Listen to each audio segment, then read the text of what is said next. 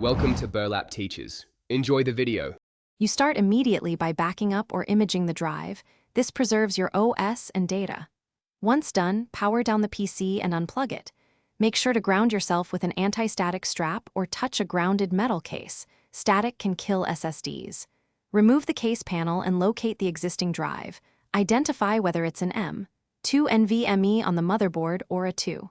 5. SATA bay. Gather the correct cable or mounting bracket now so you don't You remove the old drive carefully. For M2, undo the standoff screw and slide the module out at a shallow angle. Retain the screw. For 2. 5. SATA, unplug the SATA and power connectors, then unmount the drive from its bay or tray.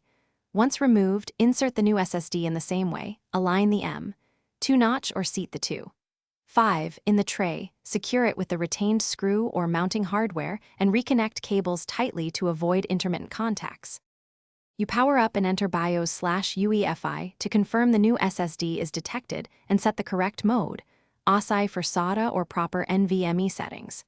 If you cloned your old drive, make sure the cloned drive is set as first boot device. If performing a fresh install, boot the installer USB and proceed. Once the OS is on the SSD, update drivers and firmware.